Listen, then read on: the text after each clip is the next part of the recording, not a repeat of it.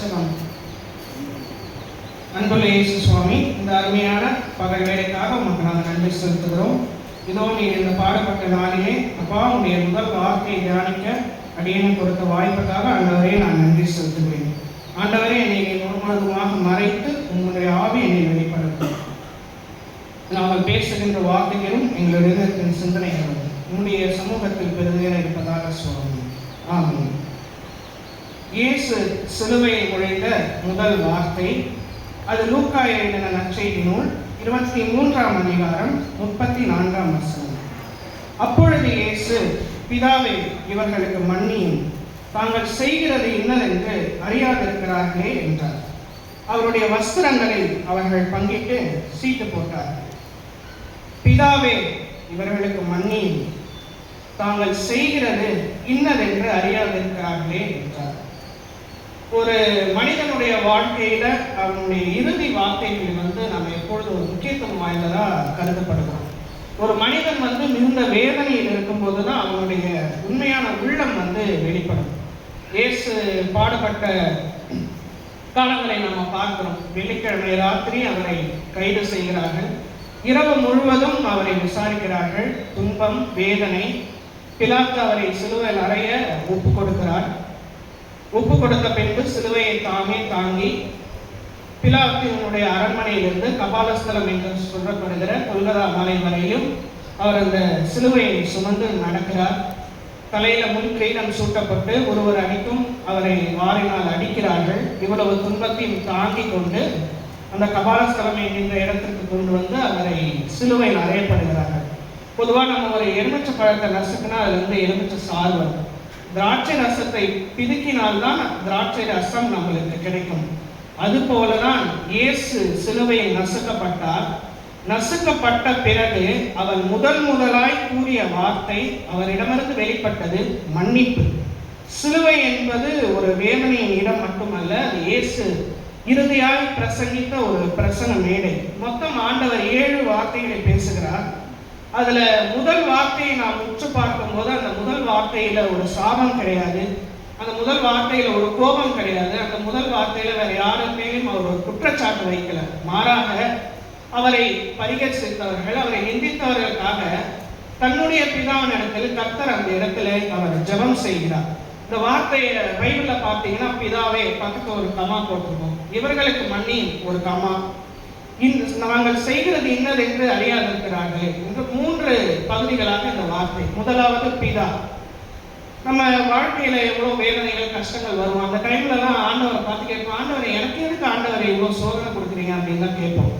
ஆண்டவர் ஆனா அந்த இடத்துல இருந்து சிலுவையில் இருக்கும்போது அவர் தேவனே அப்படின்னு சொல்லல, அவர் நியாயாதிபதி அப்படின்னு சொல்லல, சர்வ வல்லவரே அப்படின்லாம் கடவுள் சொல்லவே இல்லை. அவர் சொன்ன முதல் வார்த்தை பிதாவே.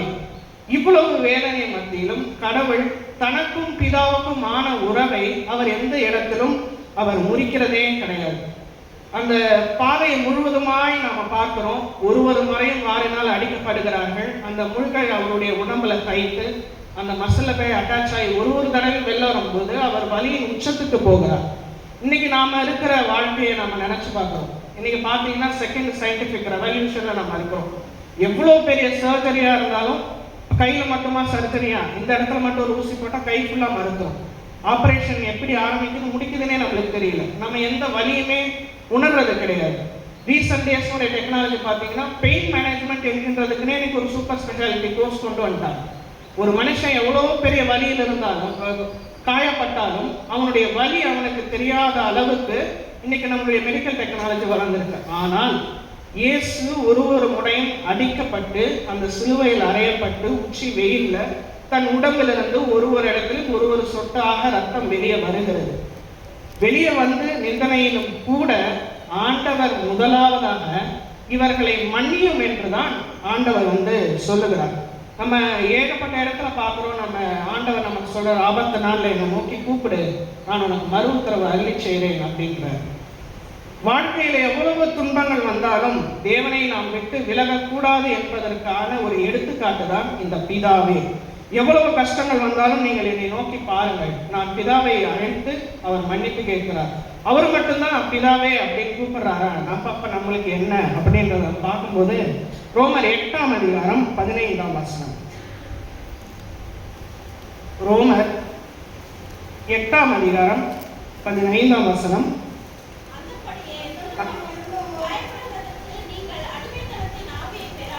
அடிமைத்தனத்தின் ஆவியை பெறாமல் அப்பா பிதாவே என்று கூப்பிட பண்ணுகிற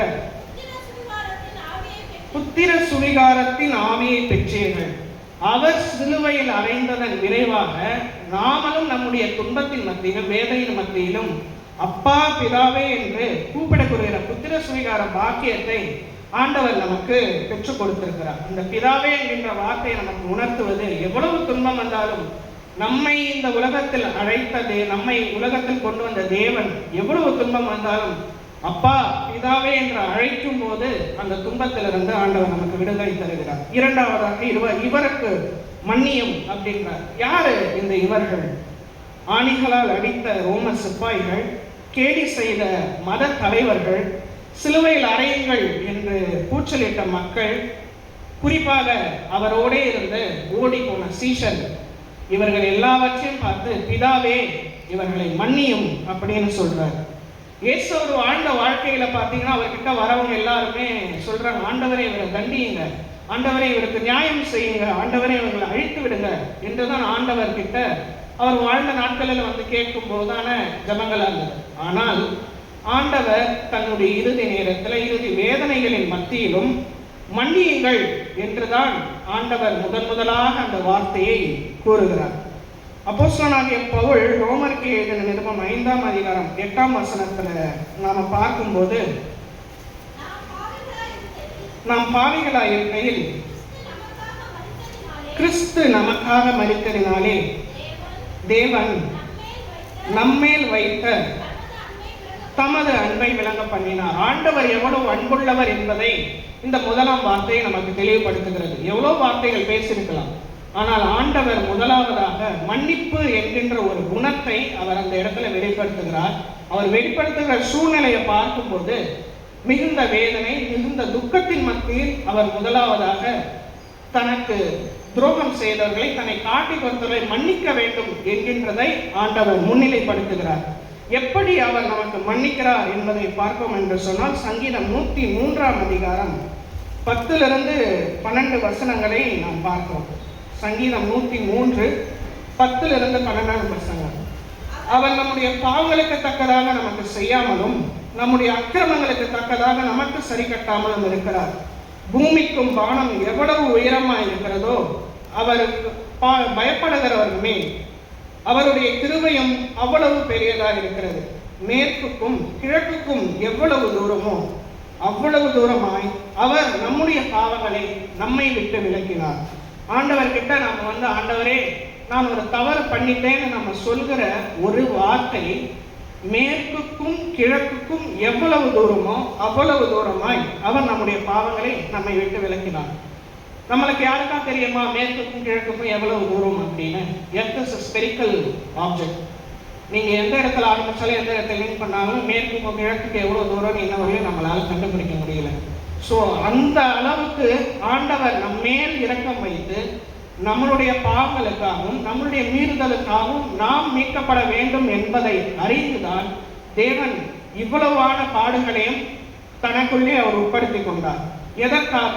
இந்த மனுக்குலம் சமாதானத்தை பெற வேண்டும் என்கின்ற ஒரே ஒரு நோக்கத்திற்காக ஆண்டவர் இந்த பாடுகளையும் மரணத்தையும் இருக்கிறார். ஏசாயா 53ஆம் அதிகாரம் 5ஆம் வசனம். நம்முடைய மீறுதல்களின் நிமித்தம் அவர் காயப்பட்டு நம்முடைய அக்கிரமங்களின் நிமித்தம் அவர் நொறுக்கப்பட்டார். நமக்கு சமாதானம் உண்டு பண்ணும் ஆக்கினை அவர் மேல் வந்தது, அவருடைய தழும்புகளால் நாம் குணமாகிறோம். ஆம் பிரியமானவர்களே, அவனுடைய தழும்புகளால் சிந்தின ரத்தத்தின் விளைவாகத்தான் நாம் இன்றளவும் இந்த இடத்துல உட்கார்ந்து இந்த புனித வெள்ளி நாளிலே அவர் நம்முடைய பாவங்களை மன்னித்ததின் நிமித்தமாக இந்த இடத்துல நாம் அமர்ந்து அவருடைய வார்த்தையை தியானித்துக் கொண்டிருக்கிறோம். கடைசியாக சொல்கிறார், தாங்கள் செய்கிறது இன்னதென்று அறியாதிருக்கிறார்களே. நம்ம அறியாமையினால ஏகப்பட்ட காரியங்கள் செய்யணும். அதே போலதான் ஆண்டவர் சொல்கிறார், அவர்கள் அறியாமல் அவர்கள் செய்த பாவத்தை பிதாவே இவர்களுக்கு மன்னியும் என்று. 1 கொரிந்தியர் 2ஆம் அதிகாரம் 8ஆம் வசனம்.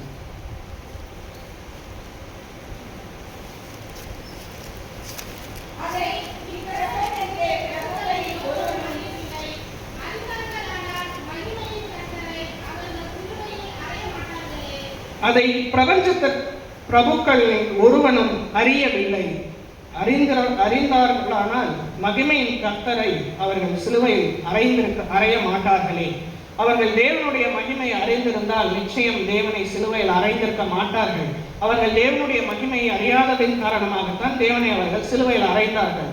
ஆனால் சிலுவையில் அறைந்து அவர் 3ஆம் நாள் உயிர்த்தெழுந்ததின் விளைவாகத்தான் ரட்சிப்பு என்கின்ற பாத்திரத்தை பெற்றுக்கொண்டு நாம் அனைவரும் இந்த இடத்துல நம்ம அணிந்திருக்கிறோம். ஒரு அல்லேலூயா சொல்லலாமா? அப்போஸ்தலர் 3ஆம் அதிகாரத்துல பார்க்கிறோம் அப்படின்னா எல்லாருக்குமே தெரிந்த ஒரு விஷயம். பேதுரு யோவான் ஒரு சப்பானியனை இயேசுவின் நாமத்தினால நடக்க வைக்கிறாங்க. சாலமோன் மண்டபத்துல பேதுருடைய பிரசங்கம். அப்ப இருக்கிறவங்க பேதுரு உடனே என்ன சொன்னாரு, இயேசுவின் நாமத்தினால நீ ஏற்றி நட அப்படின்னோடனே அவன் துள்ளி குதிச்சு ஓடுறான், கடவுளை துதிக்கிறான். அப்ப பார்த்து எல்லாருமே பேதுரு கிட்ட கேட்கும் போது பேதுரு சொல்றாரு, அப்போஸ்தலர் 3ஆம் அதிகாரம் 17ஆம் வசனம், சகோதரரே நீங்களும் உங்கள் அதிகாரிகளும் அறியாமையினாலே இதை செய்தீர்கள் என்று அறிந்திருக்கிறேன். நீங்கள் அறியாமையினாலே இதை செய்தீர்கள் என்று நான் அறிந்திருக்கிறேன். இயேசுவின் நாமத்துல நாங்கள் அவனை ஏற்றி நடக்க வச்சிருக்கோம். அறியாமையினால் நீங்கள் செய்தீர்கள் என்பதை நாங்கள் அறிந்திருக்கிறோம். இந்த அறியாமை நமக்கு என்ன சொல்லிக் கொடுக்கிறது? ஒரு முறை நாம் அறியாமல் இந்த பாவத்தை செய்தோம் என்று சொன்னால் ஆண்டவர் நமக்கு மன்னிப்பு கொடுக்கிறார். இந்த அறியாமை என்கின்ற இருளை நீக்கி மீண்டுமா இந்த பாவத்தை நாம் செய்யக்கூடாது என்பதையும் இந்த அறியாமை தான் நம்மளுக்கு கற்றுக் கொடுக்கிறது. அறியாமை என்றைக்குமே அறியாமையெல்லாம் செய்த பாவம் அது என்னைக்குமே நியாயப்படுத்தப்படாது. ஆனால் அந்த அறியாமை தான் மீண்டும் செய்யக்கூடாது என்ற அறிவினை நமக்கு ஊட்டுகிறது. இந்த முதல் வார்த்தை நமக்கு சொல்வது என்ன அப்படின்னு பார்த்தோம்னா நிச்சயமான ரட்சிப்பு. 1 யோவான் 1ஆம் அதிகாரம் 7ஆம் வசனம்.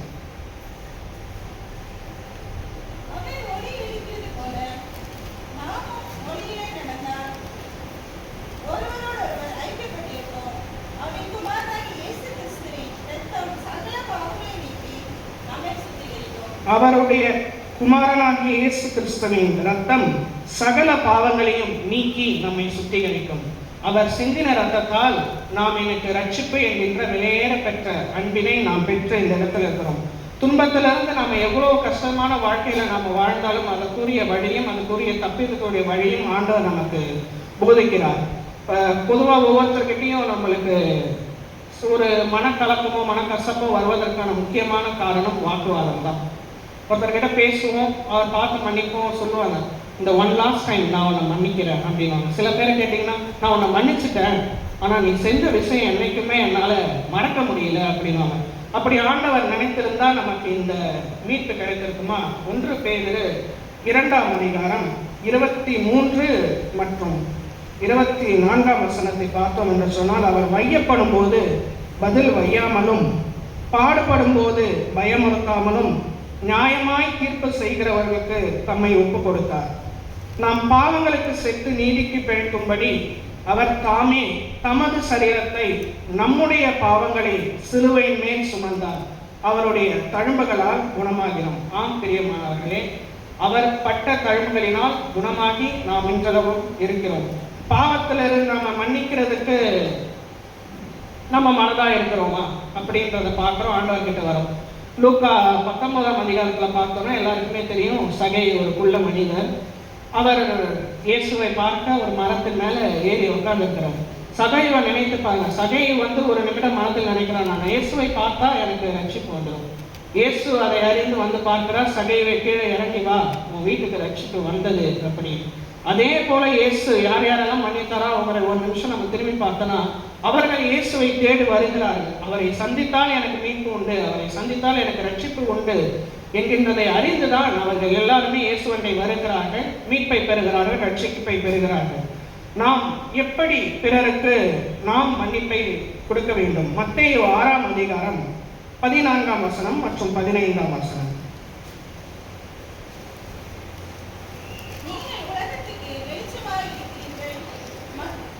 மத்தேயு மத்தேயு 6ஆம் அதிகாரம் 14ஆம் வசனம். தப்பிதங்களை நீங்கள் அவர்களுக்கு மன்னியா மனுஷருடைய தப்பிதங்களை நீங்கள் அவருக்கு மன்னித்தால்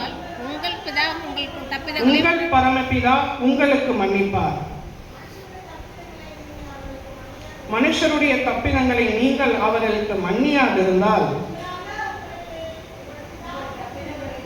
உங்கள் பிதா உங்கள் தப்பிதங்களை மன்னியாதிருப்பார்.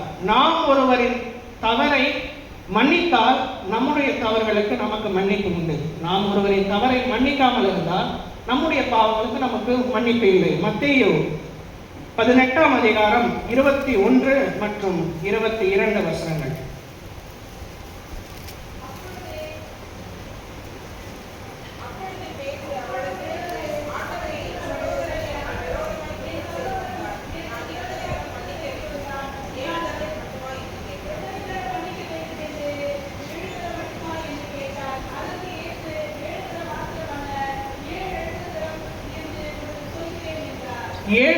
ஏழு மாத்திரம் அல்ல, 7 தரம் என்று உனக்கு சொல்கிறேன் என்றார். அதாவது 7 into 70.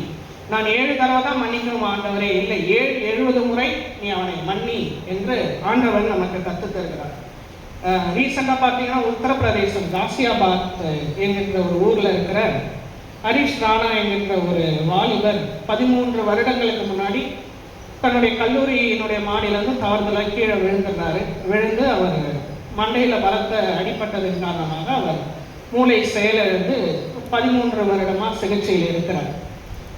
உயிர் காக்கும் கருவி சிகிச்சை எல்லாவற்றையும் வைத்து அவங்க வீட்டில் பார்க்குறாங்க. இருந்தாலும் அது விலை அதிகம், தங்களால் அதை ஏற்றுக்கொள்ள முடியவில்லை, செலவு செய்ய முடியவில்லை என்பதற்காக நம்முடைய உச்ச நீதிமன்றத்தை அணுகுகிறார்கள். இந்தியாவினுடைய சட்டத்திட்டத்தில் கருணை கொலை என்பது இதுவரையிலும் செய்யப்பட்ட ஒன்று கிடையாது. ஆனால் மேலை நாடுகளில் கருணை கொலை என்பதில் ஒரு வழக்கம் உண்டு. இதை எல்லாவற்றையும் கேட்ட நீதிபதிகள் அவர்களை உயிர் நீக்க சிகிச்சை அளிக்க டெல்லி எய்ம்ஸ் மருத்துவமனைக்கு உச்ச நீதிமன்றம் உத்தரவிடுகிறது. அந்த உயிர் நீக்க சிகிச்சை அளிப்பதற்காக முதலாவது அவர்களை எய்ம்ஸ் டெல்லி மருத்துவமனைக்கு அந்த வாலிபரை அனுமதிக்கிறார்கள். அனுமதி கொடுக்கிறதற்கு முன்னாடி அவர் குடும்பத்தார் எல்லாரும் பார்த்து பேசுகிறாங்க. சோஷியல் மீடியாவில் எல்லாருமே பார்த்துருக்கோம். அவருடைய அக்கா அவனை உள்ளே அனுப்பும்போது பார்க்குறாங்க, அவனுக்கு மூளை சாவு அடைஞ்சிருக்கு, அவனுக்கு என்ன செய்யணும்னு தெரியாது. ஆனால் அவங்க அக்கா கேட்குறாங்க, நான் உனக்கு ஏதாவது தப்பு செஞ்சிருந்தா என்னை மன்னிச்சிரு, நீ தப்பு செஞ்சதே நானும் மன்னிச்சிறேன், நீ சந்தோஷமா போ அப்படின்னு சொல்கிறாங்க. 13 வருடம் மூளை செயலிழந்த ஒரு தம்பியை ஒரு அக்கா பார்த்துக்கிறாங்க. இறுதியாக அந்த தம்பிக்கு அவங்க சொல்லி வழி அனுப்புகிற ஒரு விஷயம், நீ செஞ்ச தப்பை நான் மன்னிக்கிறேன், நீனும் என்னை மன்னிச்சிரு அப்படின்றாங்க. நாம் எல்லாருமே பார்த்தீங்கன்னா கிறிஸ்துவர்கள், கிறிஸ்துவை உடையவர்கள் என்று பார்க்கிறோம். நம்ம ஒரு வேலை இடத்துல பார்த்தோம்னா நம்ம பார்த்தீங்கன்னா 10 பேர் இருந்தாங்கன்னா நம்ம ஒரு கிறிஸ்தவர்கள் இருக்கோம். ஆனால் நம்ம கிறிஸ்துவர்கள் எப்படி நம்ம தனியாக தெரியணும் அப்படின்னு பார்த்தோம்னா முதலாவதாக நமக்கு தேவையான குணம் மன்னிப்பு. நாம் மன்னிப்பு என்கின்ற குணத்தை நாம் கடைபிடிக்கும் பொழுதுதான் மற்றவர்களை காட்டிலும் நாம் அந்த இடத்துல தனியாக தெரியும். ஏன்னா அவங்க கிறிஸ்தவர்கள், கிறிஸ்டியன், அவங்க எப்போதுமே சாஃப்டாக தான் இருப்பாங்க, அவங்க மன்னிச்சிருவாங்க அப்படின்றது தான் எல்லாருமே சொல்லக்கூடிய ஒரு விஷயம். கடவுள் சொல்ற லூக்கா 6ஆம் அதிகாரம் 27ஆம் வசனம், உங்கள் சத்துருக்களை சிநேகியுங்கள் அப்படின்றாரு. அதே மாதிரி யோவான் 1ஆம் அதிகாரம் 9ஆம் வசனத்தில் பார்க்குறோம், நாம் ஒப்புக்கொண்டால் தேவன் நம்மளை மன்னிப்பார். பிரியமானவர்களே, வாழ்க்கையில எவ்வளோ கஷ்டங்கள், துன்பங்கள், எல்லாவற்றிற்குமான பாதையை தாண்டி தான் நாம கடந்து வந்திருக்கிறோம். கிறிஸ்தவம் என்பது ஒரு மதம் அல்ல, அது ஒரு வாழ்க்கை அனுபவம். அந்த வாழ்க்கையின் அனுபவத்தை நாம் ஒரு அடியாக, குறிப்பாக துன்பத்தின் வழியில் கடக்கும் போதுதான் நாம் கர்த்தனுடைய ஆசீர்வாதத்தையும் அவர் நம்மை எவ்வளவு அன்பு வைத்திருக்கிறார் என்பதையும் நாம் ருசி பார்க்கிறதற்கு இந்த கிறிஸ்தவம் நம்மளை வழிநடத்தி செல்லுகிறது. முதல் வார்த்தையிலேயே ஆண்டவர் எவ்வளவு துன்பங்கள், வேதனைகள் மத்தியிலும் அவர் முதலாவது சொல்லுகின்ற ஒரு வார்த்தை மன்னிப்பு. அந்த மன்னிப்பை நாமும் கடைபிடிக்க வேண்டும் என்பதற்காக தான் முதலாவதாக அவர் சொல்லுகிற ஒரு வார்த்தை, பிதாவே இவர்களை மன்னியும். இந்த வார்த்தையில் அவருக்கும் பிதாவுக்குமான உறவை அவர் முறிக்கவில்லை. அவருக்கு துரோகம் செய்தவர்களுக்கும் ஆண்டவர் அவர் மன்னிப்பை அருள்படியாக பிதாவினிடத்தில் மன்றாடுகிறார். ஒரு முறையும் பரமண்டல ஜபத்தில் நாம் சொல்றோம், நாங்கள் எங்களுடைய கண்ணாலின் மன்னிக்கும் போல எங்கள் பாவ குற்றங்களை எங்களுக்கு மன்னியும் ஆண்டவரே அப்படின்னு சொல்றோம். நம்ம ஒரு முறையும் சொல்லும் போது நாம் சிந்தித்து பார்க்கிறோமா, நம்மளுடைய நம்முடைய சகோதரர்கள் சகோதரிகள் நமக்கு இருக்கிற நண்பர்கள் அவர்கள் செய்ததை நாம் சரி ஓகே விட்டுறா நம்ம மன்னிச்சிடறான்னு நம்ம சொல்கிறோமா, அதை யோசித்து பார்க்க வேண்டும். எல்லாருமே பார்த்தோன்னா ஆண்டவரே எனக்கு சமாதானம் கொடுங்க அப்படின்னு தான் கேட்குறோம். ஒரு சின்ன விஷயம் வந்தாலும் யார் அவங்க தப்பே செஞ்சிருந்தாலும் நம்ம மன்னிச்சிட்டோம் அப்படின்னா நம்ம மனசில் எந்த கஷ்டமோ துன்பமோ கவலையோ இருக்காது. நாங்கள் அடிக்கடி ப்ராக்டிஸில் இருக்கும்போது குறிப்பாக 25லேருந்து 30 வயதுள்ள ஆண்கள் பெண்கள் வருவாங்க. என்னப்பா அவனுக்கு ஆச்சு டாக்டர், எனக்கு ரொம்ப ஸ்ட்ரெஸ்ஸாக இருக்குது டாக்டர். சிட்டி சைடில் இந்த ஸ்ட்ரெஸ் அப்படின்ற வார்த்தை மிகவும் ஒரு ஃபேஷனேட்டாக மாறி போச்சு. அவங்களுக்கு எதுவுமே இருக்காது. இல்லை என்னை போய் அட்மிட் பண்ணுங்க, எல்லாமே தங்களை தூங்குறதுக்குரிய மாத்திரைங்க எல்லாமே இன்னைக்கு டெக்னாலஜி டெவலப் ஆயிடுச்சு. டெக்னாலஜி எவ்வளோவா இருந்தாலும் இது டபுள் எட்ஜ் ஸ்வார்டாக மாறி போச்சு. நம்ம டெக்னாலஜி வச்சு நிறையா தேவையான அறிவையும் நாம் பெற்றுக்கொள்கிறோம். ஆனால் அதே டெக்னாலஜி நம்மளை அழிவின் பாதையில் கொண்டு செல்கிறது. கிறிஸ்தவை உடையவர்களாக நாம் எப்படி இருக்க வேண்டும்? முதலாவதாக தேவன் நமக்கு கற்றுக் கொடுக்கிற ஒரு குணாதிசயம் சிலுவையின் வழியாக கற்றுக்கொள்வது மன்னிப்பு. எபிரேயர் 12ஆம் அதிகாரம் 24ஆம் வசனம் சொல்லுகிறது, ஆபேலுடைய ரத்தம் அன்று பழிவாங்குதலுக்காக சிந்தப்பட்டது. ஆனால் இயேசு சிந்தின ரத்தம் முதலாக சிந்தப்பட்ட ரத்தம் நமக்கு மன்னிப்பை அருள்வதாக இருக்கிறது. எனவே நாமும் இயேசு எப்படி மன்னிப்பை முன்னிறுத்தினாரோ அதே போல் நாமும் மன்னிப்பை இந்த நாளில் முன்னிறுத்தி ஆண்டவரை மகிமைப்படுத்துவோம். ஜெபம் செய்வோம். பிதாவே, நாங்கள் அறியாமல் செய்த பாவங்களை எங்களுக்கு மன்னியும். சிலுவையின் மன்னிப்பை எங்களுக்கு கற்றுக் கொடுத்ததற்காக உமக்கு நாங்கள் நன்றி செலுத்துகிறோம். ஆண்டவரே, அதை நாங்கள் கேட்டது மாத்திரமல்லாமல் அதில் நாங்கள் எங்களுடைய வாழ்விலை கடைபிடிக்கவும் அதை நாங்கள் பின்பற்றவும் கர்த்தர் எங்களுக்கு நீங்கள் இந்த நேரத்தில் பலனை கொடுக்கும்படியாக நாங்கள் ஜெபிக்கிறோம். மீண்டுமாய் ஒரு விஷயம் கூட உங்களுக்கு நாங்கள் நன்றிகளை ஏறெடுக்கிறோம். எங்களுக்காக தான் சுவாமி இவ்வளவு பாடல்கள், எங்களுக்காக தான் சுவாமி இவ்வளவு துக்கங்களை நீ சகித்தி 3ஆம் நாள் நீர் உயிரோடு உயிர் தேர்ந்தலின் விளைவாக நாங்கள் இந்த நேரத்தில் உண்மை நோக்கி பார்க்கிறோம். எங்களுடைய மீறுதல்களையும் எங்களுடைய குற்றங்களையும் மீண்டுமாய் ஒரு விசை கூட தயவாய் மன்னித்தள்ளும். எங்களை முழுவதுமாய் ஒப்புக் கொடுக்கிறோம். இயேசுவின் நாமத்தில் ஜெபிக்கிறோம் நல்ல பிதாவே, ஆமென்.